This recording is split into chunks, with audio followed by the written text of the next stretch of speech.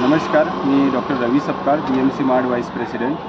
आज आम्ही इथं सर्व डॉक्टर्स जे जमलो आहे त्याचं मुख्य कारण म्हणजे फलटण SDSला जे डॉक्टर संपदा मुंडे यांचं जे निधन झालं आहे ते आज अजूनही या गोष्टीवर संभ्रमच आहे की ती आत्महत्या आहे की हत्या आहे. यासाठी आम्ही सर्व महाराष्ट्रातले जे असोसिएशन आहेत म्हणजे 7 ते 8 असोसिएशन आहे, माड, IMA, कॅगमो, मॅगमो, त्यानंतर AMO, या सगळ्या संघटनांनी आज महाराष्ट्रभर जो आहे तो OPD बंदचा संप पुकारलेला आहे. आणि या संपाबद्दलचे निवेदन आम्ही सर्व जे अप्पर जे ऑफिशियल्स आहेत त्या सर्व ऑफिशियल्सला आम्ही असं निवेदन दिलेलं आहे. आज सध्या 3 तारीखच्या हिशोबाने आम्ही जे मांडणी केली होती की ह्या संपाचा स्वरूप कसं राहणार, तर आज 3 तारखेला पहिला दिवस आहे या संपाचा. आणि या संपामध्ये आम्ही महाराष्ट्रभर अख्ख्या कॉलेजेसमध्ये OPD बंद ठेवलेले आहे. जिथं रेसिडेंट डॉक्टर हे OPDला नाही जाणार याचा निर्णय झालेला आहे.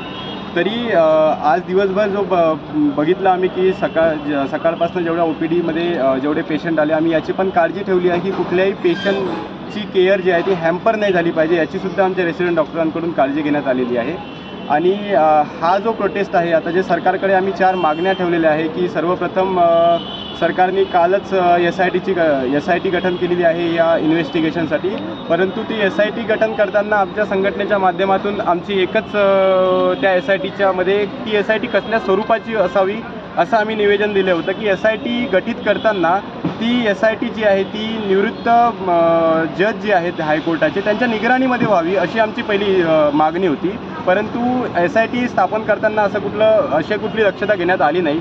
दुसरी आमची अशी मागणी होती की जे पीडित कुटुंब आहे त्याला 5 करोडचं कंपेन्सेशन भेटावं आणि त्यांच्या जे फॅमिली आहे त्या फॅमिलीमधल्या एका तरी व्यक्तीला गव्हर्नमेंटमध्ये नोकरी मिळावी अशी आमची दुसरी मागणी होती. त्याच्यानंतर हे जे मॅटर आहे हे पूर्ण फास्ट ट्रॅक कोर्टमध्ये याची इन्व्हेस्टिगेशन व्हावी, सुनवाई व्हावी.